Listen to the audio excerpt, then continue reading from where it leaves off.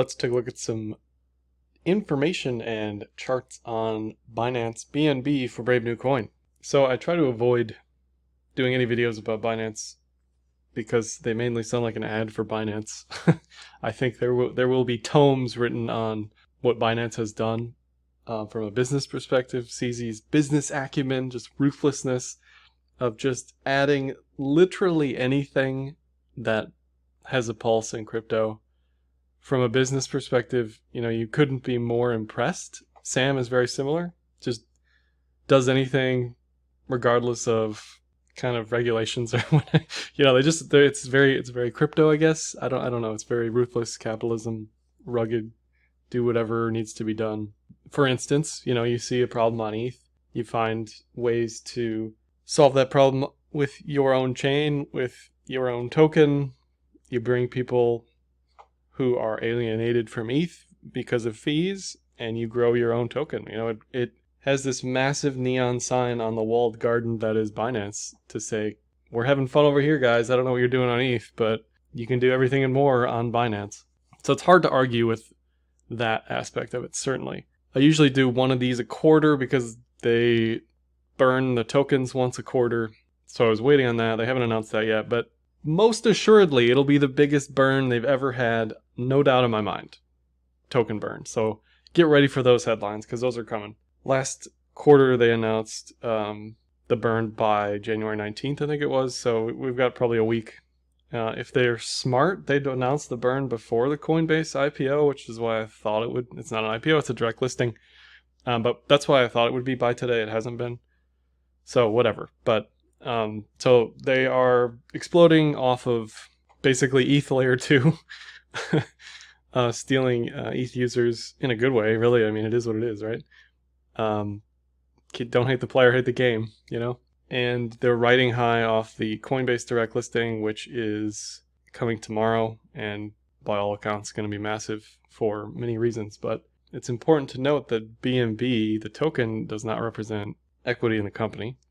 I think a lot of people treat these exchange tokens, FTX and all the other like FTT, as equity. They trade it as equity, even though that's not really what it is, but it's important to just say that. So Binance has Binance, the exchange, obviously. They have Binance US, kind of ring-fenced for regulators here. They have their own stablecoin, which I'm not even going to talk about in the video. There's just too much to talk about, right? And they literally have everything under the sun. They are a nexus for anything related to crypto. The most recent innovation has been Binance Smart Chain. Now you can have some mixed feelings about the centralization of BSC versus ETH. That's fine. But again, at the end of the day, it's what have you done for me lately? Keeping it simple. It's all about fees. It's all about allowing as many people as possible to participate. And that's kind of how I see it. So if we look under the hood for BSC, average gas prices, this is BSC Scan, basically an Etherscan clone, which I didn't know existed until today, but this is great because I was curious as far as these statistics. Average gas prices, super cheap. I don't have a USD conversion equivalent, but a penny maybe, it's nothing, right? Virtually anybody can participate. If we look at the network transaction fees per day in BNB, they're exploding. I'm just going to throw data at you just to show you like how the price of BNB makes sense given the activity on BSC. It may not make sense in like reality, or it may not be long lasting. I'll talk about the TA at the end. But seeing stuff like this, it's clear, right? There's activity has exploded since January. It's exploded since March. It continues to increase. It's holding at these highs. I mean, this is exactly what you want to see, and that's just fees, but that's exactly what you want to see for any chain, right? It might be counterintuitive, but if you have fees on a chain, that's incredibly positive because it shows people are actually using it and doing stuff with it. ETH, very similar. Everything you do on ETH costs a ton of money. So to see all that activity on ETH, regardless of that, says that, people value the chain for that purpose.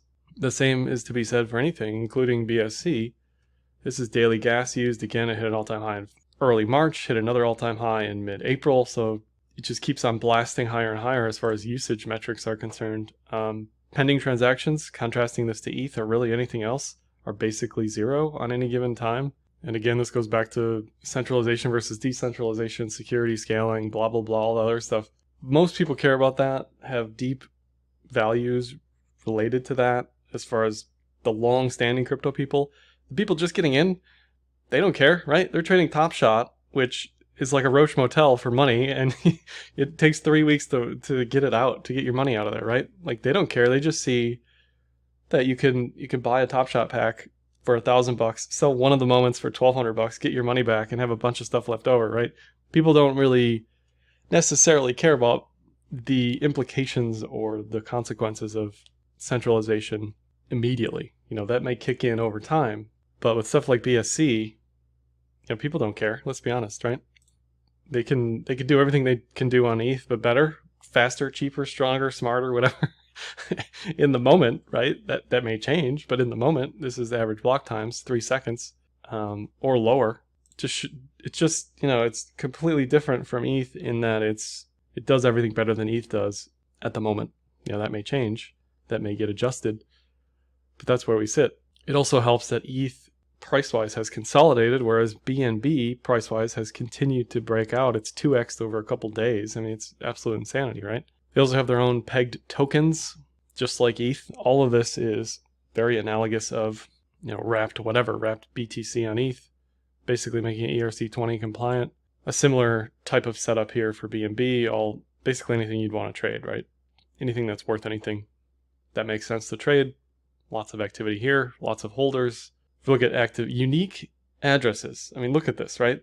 This kind of tells the entire story as far as underlying metrics, and something that I haven't said yet, but should, is that these metrics are not necessarily 100% reliable. I don't know how to say that in a nice way, but some of this stuff is goosed. We'll say it like that. It's hard to be super convinced that anything Binance has to do with anything is 100% legit. They may or may not have increased the volumes here a little bit. On the Smart Chain, there may be some dubious bot activity, whatever. It's not 100. It looks way rosier than it is. We'll put it that way. Nevertheless, unique active addresses way up, continue to rise. Daily transactions. I mean, this again tells the whole story, right? Pre-January, basically dead. Post-January, best thing since sliced bread, right? And the token price reflects that. One of the big reasons why it's done so well is the liquidity staking, liquidity pooling, liquidity mining, yield farming, whatever you want to consider it as, has become extremely popular. Now, I don't know what any of this stuff is. Some of this stuff has had quote-unquote rug pulls on the Binance chain. So be cautious if you're playing around here, obviously. But they have NFTs on here. They have collectibles. They have all sorts of, anything, right? Like, why not? If I'm a business person, I just want to bring everybody in. Big tent, attract as much business as I can. So PancakeSwap, absolutely mooning as far as activity is concerned. If we look at the actual numbers on DeBank, TVL at all-time highs, trading volume hit all-time highs, transactions hit all-time highs, users hit all-time highs. I mean, again, the numbers speak for themselves, right? Now, will this last? Probably not. It's probably a product of ETH not doing so well in the fee department, but it just goes to show you how quickly the tides can turn. The crowd can go against you once you price them out, right? They have no other choice but to look for another game in town. Getting back to the burns really quick. The burn last quarter was the biggest notional burn ever. It was the biggest token burn ever by total supply. And again, like I said earlier, it's going to eclipse that burn almost certainly. The burn for Q1, January, February, March, is going to be massive. The burn for Q2 is probably also going to be massive. So I think when external people see this, they get excited about the prospect of higher BNB prices, But it's important to just say this probably isn't long lasting. Not to be overly bearish, but just that's reality, right? If we look at BNB transaction counts, they look modest because this is probably, it's hard to know how much of this is on-chain, off-chain with BNB, if this data even matters anymore with BSC. You are probably better off looking at BSC data off of BSC scan, for example. Average transaction values have increased pretty substantially. So again, all this is up and to the right. That's what you want to see. NVT in the line here has risen and dropped again. Active addresses continue to increase. It's just bullish, bullish, bullish, no matter how you look at it. Binance Google Trends, all-time high, essentially. If you zoom way out, you get some artifact in the data because it got messed up by some bot in 2019. But it's effectively an all-time high, so that makes sense for the token. Look at Binance Coin search term, basically an all-time high for the token. Just, the data backs the price here, 100%. If we look at technicals specifically, 5200 yearly pivots, volume, RSI. The volume's always been a bit weird, as in too consistent on Binance. Some of that may be, I don't know. I'm not going to speculate what it is and why, but it's just a bit weird when you see volume profiles that look like this. Nevertheless, the biggest thing to mention here is the obvious bearish divergence on volume and RSI. We're getting a massive higher high in price on lower momentum on both volume and RSI. So that just says be careful being long up here, holding longs up here, just because bullish momentum is waning most definitely. The 50 and the 200 are way down, far below price, which again says if a mean reversion happens, be careful. The R5 yearly pivot was all the way at 150 maybe, so it's way way above that. Now you can always calculate R6, R7, R infinity manually, just because typically normal stuff like stocks don't bust through R5 yearly pivots like this. Or you can just move up to a kind of lower data capture on the monthly, and even there it hit the R5 yearly pivot on the monthly. That's impressive. And just for backtesting sake, it was bullish in 2020 based on the 5200 cross, as was most everything. That's why it's always worth paying attention to trend metrics like this. What does the trend say, right? Like, is it above or below the 200? Is it a bullish 50 or 200 cross? Magic things can happen when you're on trend and there's momentum, right? If we look at the 4 hour, just to zoom in on this lately, right? It had a flag, kind of like as most things did in the altcoin land. And if you measure the high to the breakout point of the flag, you get an expected target of kind of where price is at now, a little lower than price is at now. So this is just another example of we're pushing all-time highs. How do we know what we're doing and where we're going? We can look at lower time frames like the 4 hour and just fib it out, right? Take the high, take the low. Just what's the 2x target? What's the 1618 fib? That's always a good, easy place to let some go as far as if you're, long in whatever way. The 4 hour cloud on BNB USD has been messy but accurate. It when things slow down like this, when things are consolidating, when you're in this triangle, you may not want to look at the 4 hour cloud because it's going to be noisy. You're in for a longer consolidation period, so you may want to focus on the higher time frame clouds. Nevertheless, even though you get several long short entry signals here, it told you to be long March 27th on the USD pair, and all the rest of it is just par for the course, right? And if you match that up with just some basic chart pattern knowledge, you can say, okay, yeah, we're bullish, we should be bullish, this is where I want to open the long, whatever. So all of this makes sense as far as what's happened. The Kijun on the 4 hours currently at around 500, 480, something like that. That would be a good potential buy the dip target based on this time frame. And then if we look at the 12 hour, we get great signals as well. It tells you to jump out here and jump back in here. Anytime you get a TK cross recross, which is exactly what this is, on a high time frame like the 12 hour, especially for an altcoin, that's typically the strongest continuation signal you can get. So another great example, we can say it's hindsight, whatever, I don't care. The point is, this is what you're looking for when I say bullish TK cross recross above the cloud or bearish TK cross recross below the cloud. Everything that's happened here has made sense. And on the 12 hour, it's again showing support at like 430, something like that. So all that looks good from a technical perspective. Certainly, I don't think it has much more left in it on the USD pair, honestly. On the BTC pair, there's also a bit of a bearish divergence, but really this has traded rather technically, kind of, regardless. I like to look at the fundamentals, the technicals. The fundamentals are in alignment with price here, but the reality is this has been bullish since January 2021. I mean, it's above the 200-day moving average. It's above the cloud.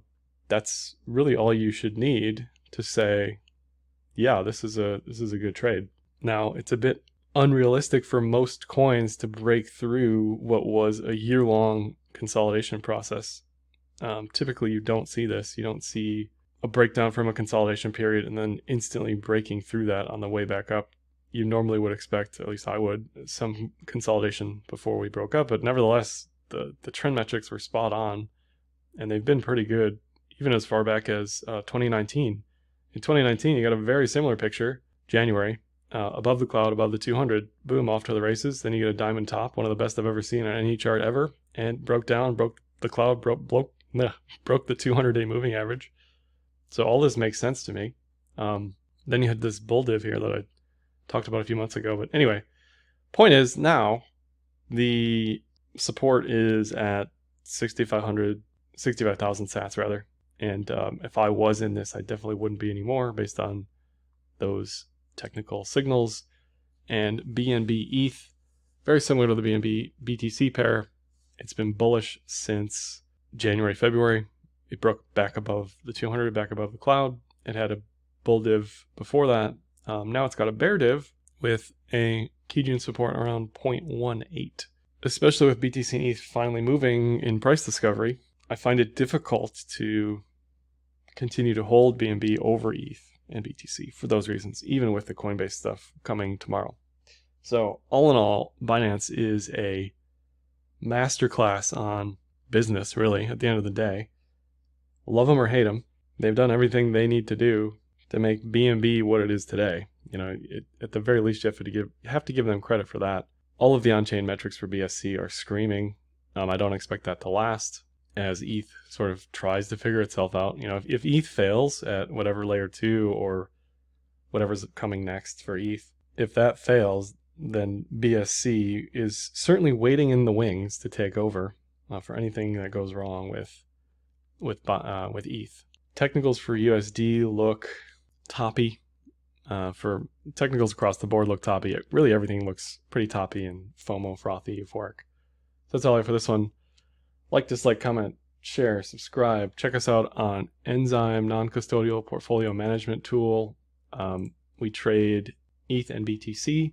We also trade a DeFi portfolio that's just getting started and ramped up here and initialized. If you have any questions about any of that, let me know in the comments below. Happy trading.